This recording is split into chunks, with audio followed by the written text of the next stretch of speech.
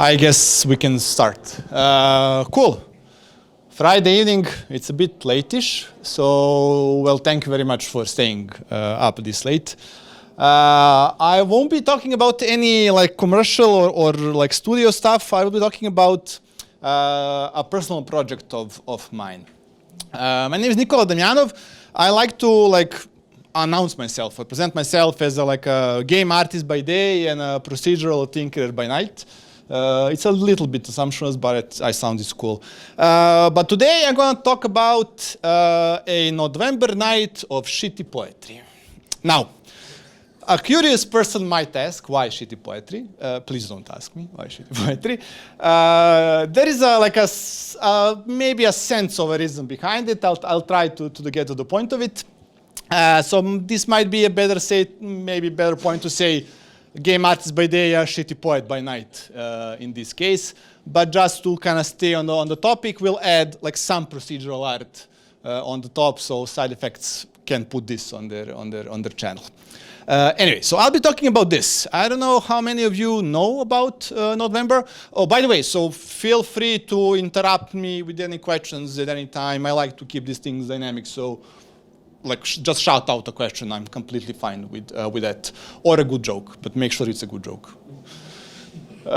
So Nodevember, it happens in November, obviously, yes, and it's like a community type of a thing that there's this let's call it an organization, and they present you with these 15 topics, and you have 30 days to respond creatively to those topics. Sometimes those topics are very vague. Like last year, they were very vague. They were big or small or 5 sides.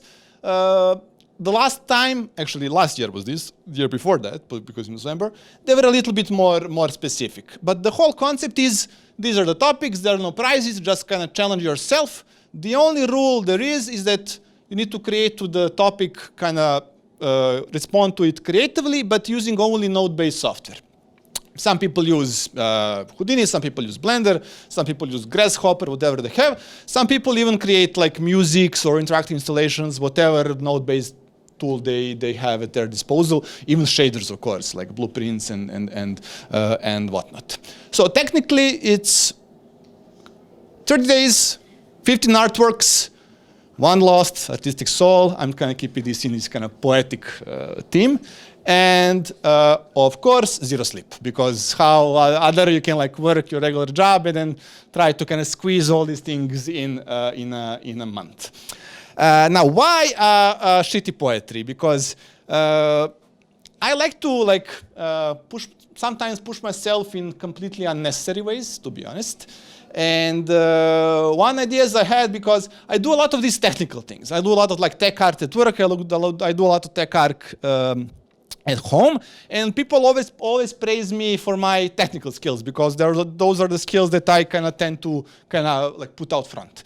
And then I'm sad, like a sad artist, being ignored for my artistic skills. So then I decided, okay, but I'm gonna do Nodevember, but I want to also kind of do something artistic on the side, because I'm not just a technical artist, I'm also an artist. It's a kind of a sad way of giving myself more important, but it's okay. Bear with me. Bear with me. It's like a yeah. Shout out. Yeah. shout out to the Groom guys. Fantastic stuff. Simba will be proud. So I had this idea. Okay, I'm gonna take this topic, but I'm gonna write a poem to this topic, and then I'm gonna do also an artwork based on this topic.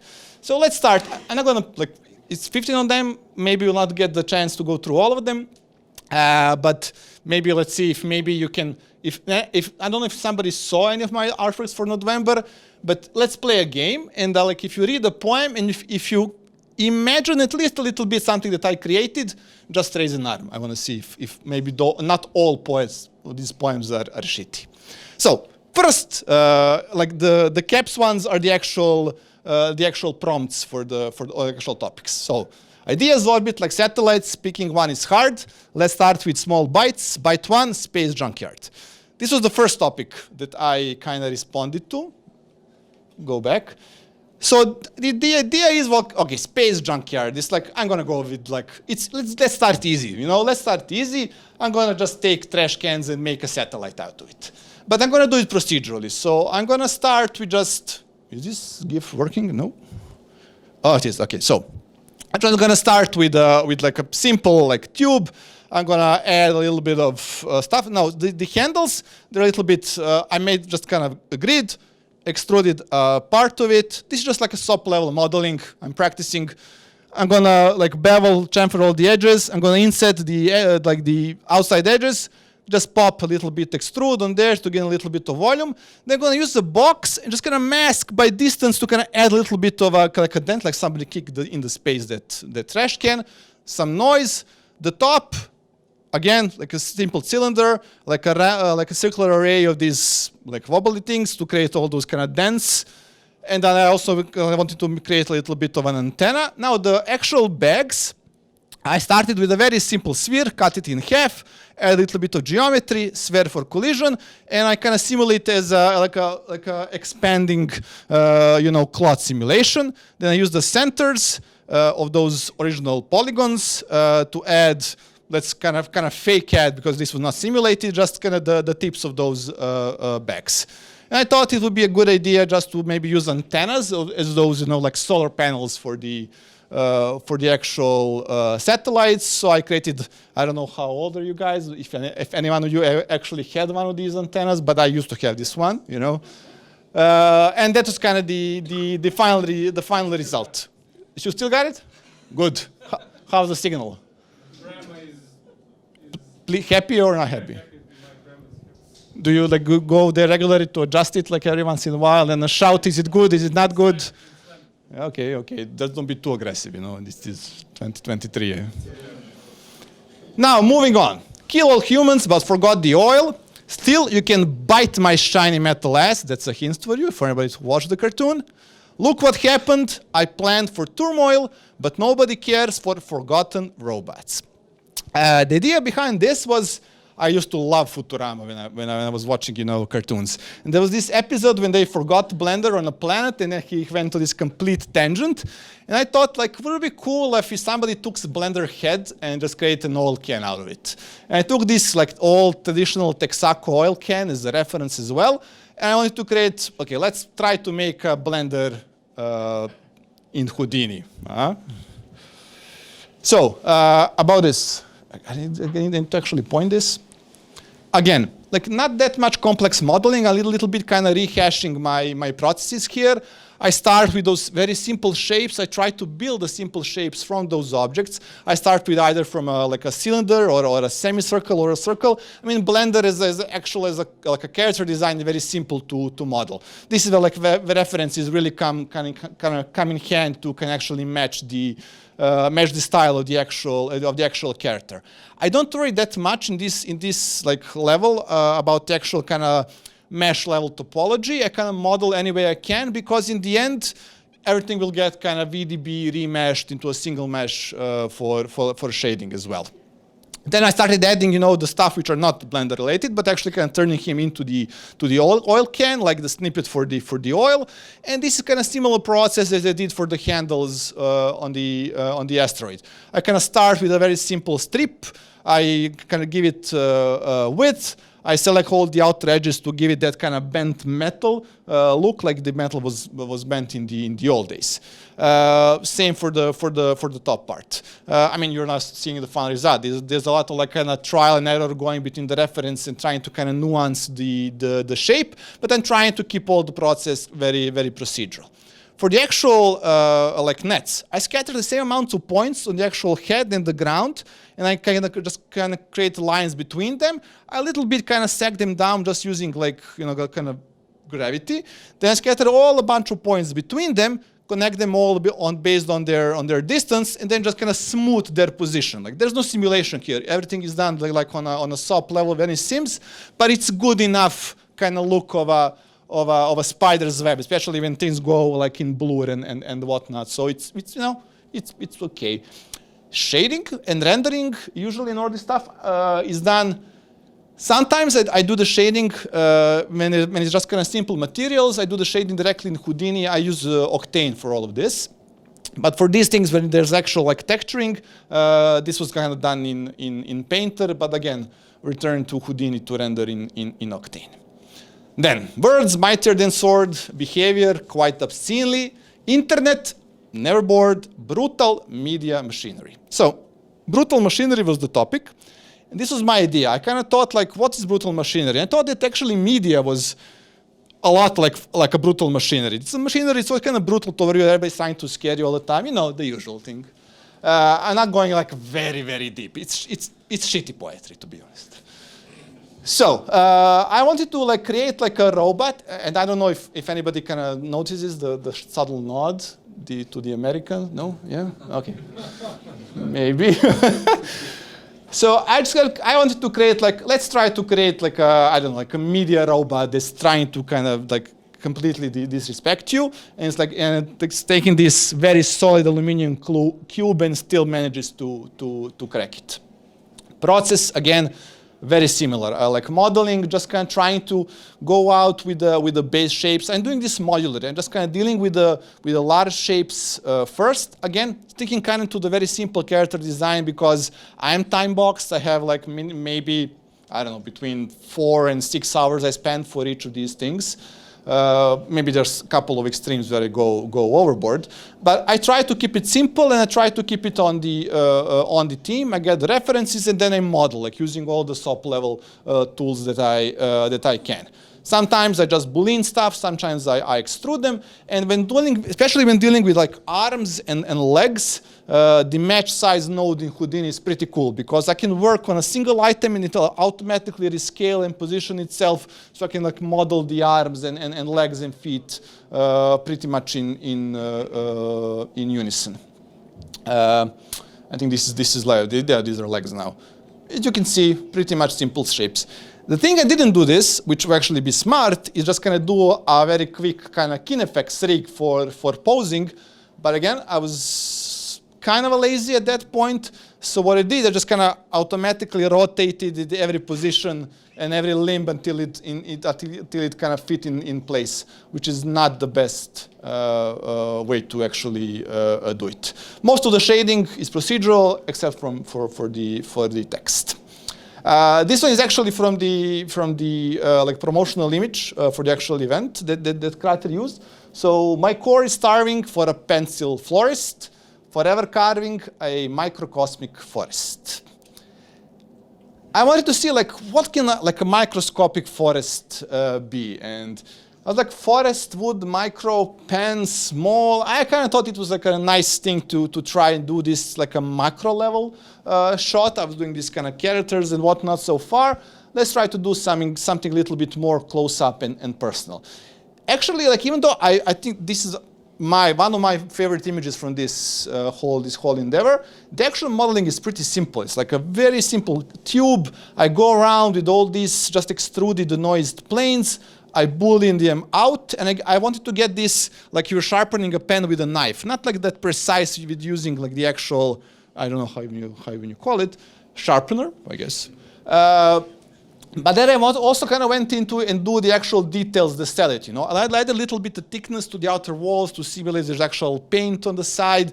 I kind of reduced the width of this inner core to have this kind of gap in between to actually kind of sell it as an actual heart of the pen. And it's just the same pen copied all over the, and just kind of slightly rotated to have a different look. The subtle like wooden look, that's in shading. This is not in model. This like vertical and these horizontal cracks in the carbon. Chained to the block, nobody knows who is. Stonks fall like rock, crumble digital ruins.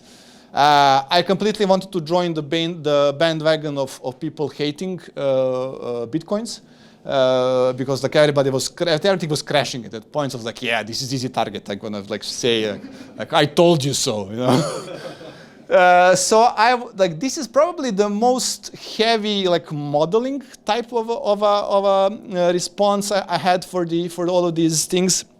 But again, it's more of the same. It's just kind of more of very specific nuances. Sometimes I go in, I procedurally select like the specific shapes that I want to boolean or extrude. Sometimes I go in and I manually select them because I couldn't be bothered otherwise. But what is cool is that I kept all the booleans that you see here alive.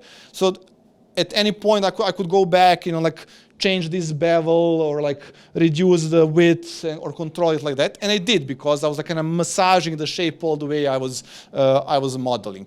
The actual Bitcoin site is going to appear over here. That's not a model. I just kind of downloaded Bitcoin logo and traced it in Houdini. That's like a one-click thing. I didn't want to spend.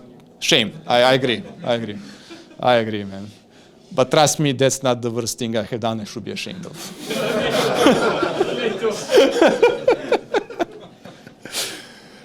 Anyways, the cool thing that I actually tried here was that I wanted to create a little bit of a scene. I just wanted to kind of create all these kind of crumpled papers around it. So what I did, I just kind of took one simple like plane and simulated as a cloth and like a sphere which was kind of scaling down and around it and crumpling it. Then I just took like every 10th frame of it and said like I have like a regular paper and I have like a more and more crumpled version of it. So just like one simulation of a sphere crumpling the paper, and just kind of picked up a couple of frames to it, masked out the surrounding area, and like Bob's your uncle, it's done. Even this pattern is actually procedural. This is like some octane noise that I did. But most of the texturing here isn't procedural. Again, shame on me. But I wanted to kind of do a little bit of a cyberpunky, like graffiti tagging vibe. So I had to actually kind of go in and paint in some details in Painter.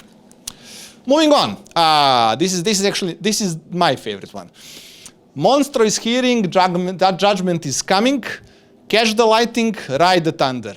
These wooden legs better be running. Real boy and his Oceanic Wonder.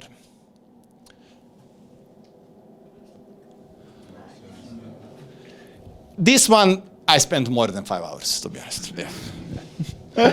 Because I kind of really felt good about this one. I wanted to kind of do it justice. So the whole idea was like Oceanic Wonder. I wanted to like, what's wonder about the ocean? Like, and I was browsing through these, like those. I just kind of actually went into Google and Googled like Oceanic Wonder. Like nothing smart comes up, but it saw like a picture of a whale. And then I clicked on that picture, and then I saw a picture from Pinocchio. This is Monster from Pinocchio. I was like, oh, cool, Pinocchio. And I was like, oh, cool, wooden toys. Oh, Pinocchio wooden whale toy. Let's gonna make this. And I saw a long time ago this kind of type of like a kinetic toy that people used to make in a day. I was like, I'm gonna try to actually try to make and animate this procedurally. The modeling process is like mostly here now based on curves. So I just started with a curve. I like adjust the shape, another curve, adjust the shape, just subtract it to get kind of the mouth. But now I get these curves from the mouth, and I can adjust like the width of that curve along its length to start building those, like, let's say like muscles around the mouth, around the eye, like just to kind of start building like volumes that like you would if you're like actually sculpting it. Same thing for that line that separates the top and the bottom part. Just gonna add that kind of a tissue around it. Also to add that kind of belly fat. I just selected the bottom part, sliced them, and then I was like getting all those stripes that I needed. Fins, a little bit different. I did the cross section first, extruded it, then tapered it along the shape that I wanted, and then kind of made it follow a spline, which I also drew. That's the tail fin. Similar process for the side fins. It's kind of a little bit of a different shape. Once you gather all of this, you get this. But I wanted to make it like as a kinetic toy, so I sliced it in parts, like remeshed every single part. with a little bit of smoothing and kind of adjusting the details, but I also added like a single point on each and every one of them for a reason you'll see later. These are the ways which I just kind of created from a curve and duplicated with increasing copies for the box. That's easy, but all the animations are done with very simple like sinus wave-based curves. Everything is parented from the head to the tail, and as soon as you animate the head, everything kind of follows. Now, the points that I added on every element, because I didn't actually want to rig those sticks coming from the box to the whale. So what I did, I just kind of left that single point on every segment of the whale and have a kind of, let's say, like a body point at the box, and that just kind of in every frame created a line between those 2 points. So like those actual kind of rods, they're completely fake and unrigged. And this was kind of the final result. This was completely hand-painted texturing. There's a little bit of procedural wood texture just for the grain that I did in Designer. But that's kind of it. I'm very happy with this one. Okay, skills of the Tailor, outright compelling motherly labor in the hidden dwelling. So I was researching a hidden dwelling. I wanted to create again something like a little bit small, a little bit more personal. And I learned about these birds, which actually, they call them Tailor birds, I think, something like that. So what they do is they actually kind of saw together a piece of a leaf to kind of create a very hidden nest. They're like very, very small nests and very, very small. They're very, very small birds. So the modeling here was a little bit different. So this first part, which I'm brushing to, everything, the textures here are done in Substance Designer. Then what I did, I just took the alpha to Houdini, I traced it, and then I used the displacement texture I have from Substance Designer to displace and get the actual mesh for the leaf in Houdini. After that, it's mostly just kind of, let's start to kind of blend and bend and taper the leaf into the shape that I wanted. Just kind of give it that little bit of a, like this is the part where it was kind of sewn together, connected. Then I wanted to have this kind of little bit of a very nice flow, like a cradle that can handle the nest. The nest, pretty simple process. I just took like a hemisphere, which you will see now. I scattered a bunch of points. They all have normals like going around the circle, and as soon as you copy lines on those points, it will kind of look like a nest. You just need to kind of little bit modify and add some noise to those normals, like randomize the length, the color, and you'll pretty much get there for the look that I was looking for. The hardest part was to model the eggs. Like I spent hours on that, as you can see now. Like I just kind of completely mind-boggling, you know. And that was kind of the final result. Again, I spent a little bit of time kind of tweaking the shading for like the specific subsurface scattering. I wanted this kind of darkness light moment. It's a little bit consuming. Next, dare to gaze through the portal of portray. Perspective is askew as impossible pathway. This one, I completely knew what I wanted to do. It was like an old optical illusion that I saw, which I wanted to recreate in Houdini, which is this. I was like, I want to try to make this. Like, it's not that difficult. I know how to do it, but I never actually done it. I want to try to make it. Like on the modeling level, it's like simple. Like it's a wall and a chair. You know, it's not that nothing to write home about. But where the cool trick goes is that once I can have all my scene actually assembled, everything from there on happens from the camera perspective, you know. Once everything is assembled, I kind of select this line of the wall, I cut the chair from the camera perspective, and then I project all the vertices from the camera onto the wall and of course the ground, so the actual everything becomes flat. Then I undo everything, I bake all the textures and the lighting into the textures, and what you get is you get this, which is a pretty nice optical illusion. And it's pretty quick to do. Cool. Monsters jumping from the closet with a scary, hairy ego. Things they'll do for profit. Protect your dream depot. Now, this one. I was like, immediately clicked when I said like dream and depot and like monsters. I wanted to do something like a Monsters Incorporated inspired scene. So the modeling itself, again, the modeling was not the difficult part here. You got yourself like doors. I just decided to very simply, procedurally model a couple of variants of doors. I think I opted now for like 4 or maybe 5 versions. I don't know. It doesn't even matter. What took a little bit more effort was that frame that goes around the door. It was actually a little bit hard to get actual kind of a little bit more close-up reference because they're not shown that much in the movie. But then the rails. I took a little bit the same amount of lines, connected them, resampled them. Then every line I kind of snapped to the grid, which is like 1 by 1 spacing grid, and then beveled to kind of get that like at least a look of those rails coming and going in some kind of a designed a system. Then just kind of drew this, let's go like I-frame shape, and kind of moved it through all those lines to get those let's call it railing. Then scatter the points. Everything here is rendered based on instances, and everything is actually controlled by these points which are scattered on those kind of railing lines. Every point has a normal, which kind of points whether or not the door will be slightly rotated into every side. It also has like a color, which means like what the color of the door on that point would be. And it has some like instance attributes in a sense like what type of a door it would be. So there's like a lot of doors here. And it kind of looks grandiose. It looks kind of a little bit, like there's a world around it. The lights are basically done in a very similar thing, like every point has some information whether or not the light is on, green, or red. House on mouse on house, deep is this valley, the darkness is my spouse, together we stroll, deep psychedelic alley. So what's cool actually about these like projects when you have like these like, I don't know, Nodevembers or Mardinis and whatnot, what is cool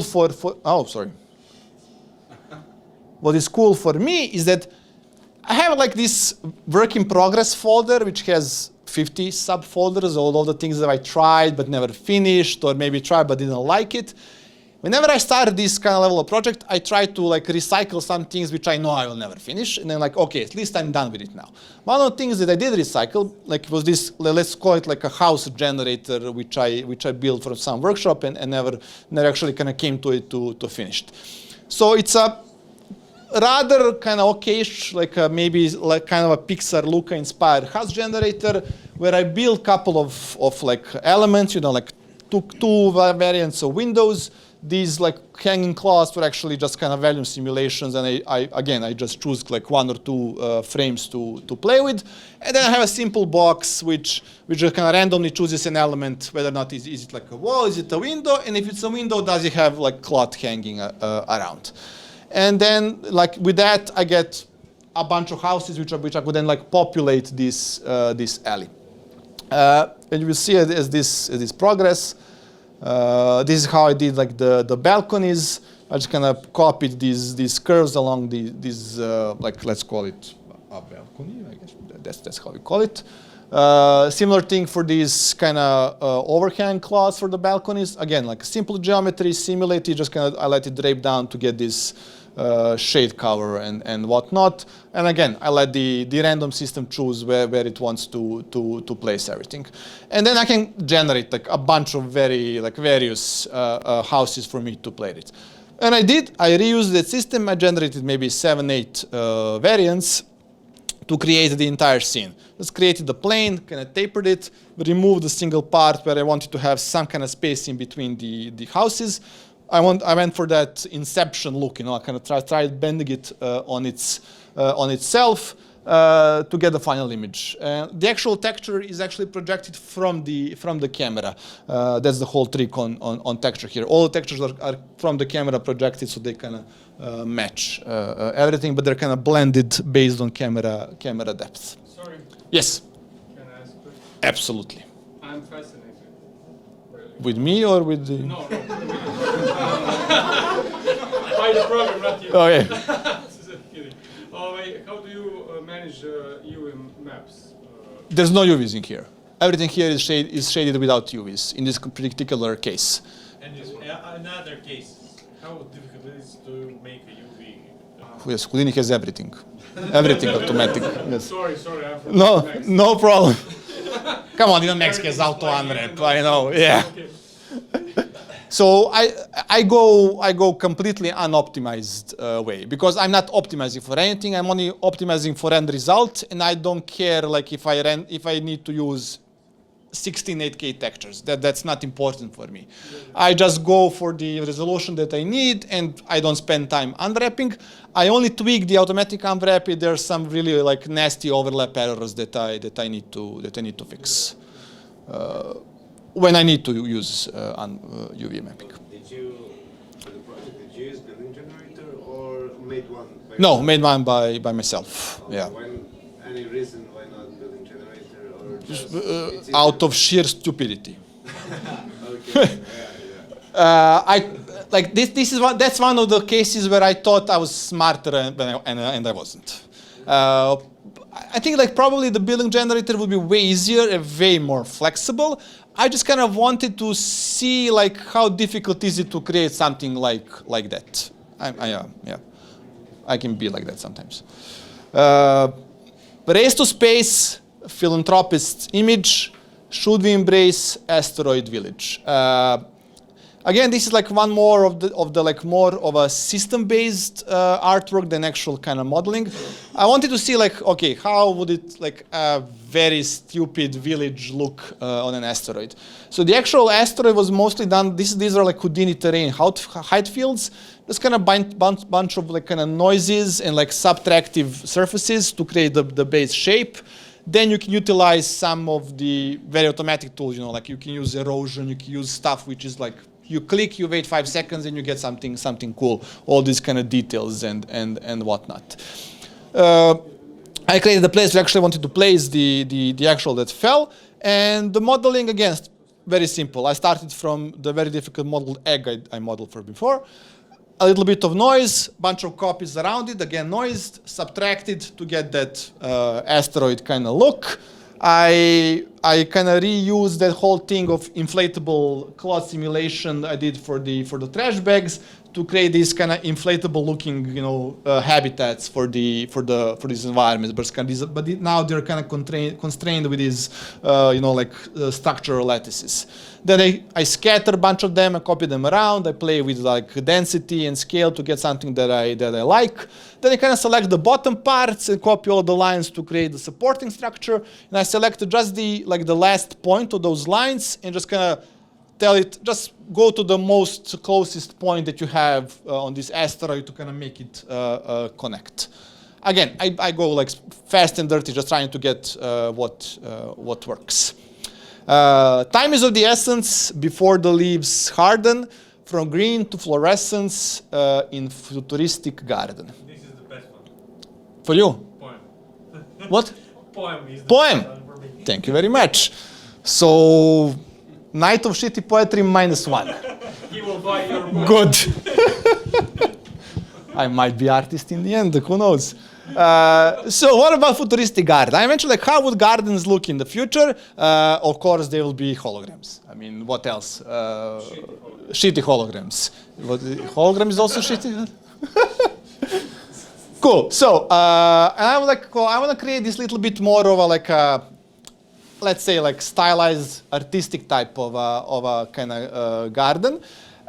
So for the actual let's say grass, I kind of misuse a little bit of like this, just kind of let's scatter a bunch of points. I'm gonna copy lines. I'm gonna adjust the length. I'm gonna play with it until it kind of feels a little bit organic.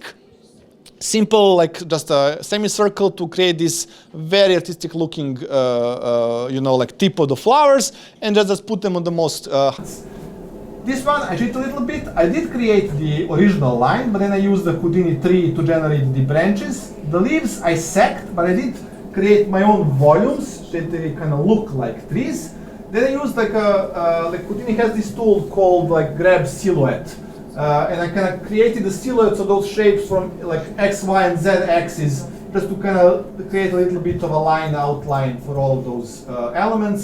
And again, I wanted to connect the tree a little bit with the flowers, so I kind of replicated the semicircle to create everything in the end. I want to have a little bit of this very fragile theme, you know, like very, I don't know, let's call it spiderweb looking, thing. And this was the final result. Just kind of like a bunch of copies, wireframe renders trying to let this little bit look nice. Bloom here helps, I think, a lot to sell this whole holographic look. One small step for man, an echo in time, quite poetic. Our modern history began with an extraterrestrial relic. Extraterrestrial relic. And I was fascinated how, when you go to the moon and you step, like it's gonna stay there forever. And that was kind of cool to me. But we are not going to talk about this one because this one was not done in Houdini. This was completely done in Substance Designer and completely done with just using texturing and displacement, zero modeling here. You could probably do something similar in Houdini using COPs, the compositing operators, but I'm not that good in COPs. Probably even COPs are not that good. But yeah, so let's move on. I kind of felt this one was cool. Climb a mountain, victory. Slip on ice, injury. Fall down, misery. Polar, mystery. So I went around the route when thinking that if I ask questions in a poem, I will now even look smart, or actually sound smart in this case, which completely backfired because like the actual artwork was, I was kind of meh, very let's say inspiring. Yeah, I skip it. So the whole idea was polar mystery. I'm not gonna create a mountain shaped as a question mark. At a certain point, you get like run out of ideas. It's gonna happen, You're gonna produce 15 artworks in 30 days. You're gonna do like a couple of bad ones. Didn't play, right? Just quickly. So everything here is based on Houdini height fields. I just kind of projected the model of a question mark and just started adding noise in those kind of terrain erosions on top, this terracing. Then I blend the terracing a little bit in, like going back and forth, just exploring. And actual texture for this was done in Houdini. This whole texture was done in COPs in Houdini, so things can be done. I actually did a pretty cool, like very in-depth tutorial about Houdini terrains, which you can find on Side Effects website. So if you're curious about it, go check it out. Now we are in the not so good ones zone. Okay, so we're coming closer to the end. I really wanted to kind of leave all the shitty ones, at least the ones I didn't like how they turned out, but I didn't want to spend too much time on them. So no bat at home to bat an eye. Fear only speak of lies. Jokes on us to terrify. Rain falls from ominous skies. I kind of wanted to create a Joker bat signal procedurally. That was kind of my idea. I don't think that I don't know why. I don't like this one very, very much. The process was pretty much straightforward for Houdini users in the sense that I just started with a noisy sphere. I converted it into a cloud and started like adding a little bit of noise. I just needed some kind of a cloud volume where I can project light to create this kind of light beam. The actual face modeling was a bit more complex, so I just kind of started booleaning circle shapes to get the eyes, a little bit of noise, then created the bigger ones. I randomly select a couple of points and push them outwards to get that kind of a little bit more scary look. Another layer of noise. Similarly for the mouth. Again, a little bit more add scariness tool.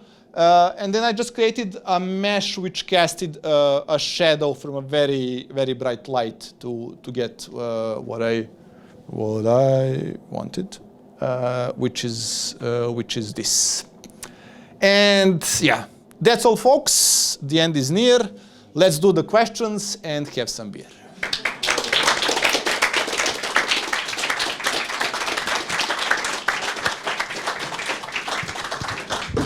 I mean, at least this poem is not shitty, it has beer in it. Come on, it cannot be shitty.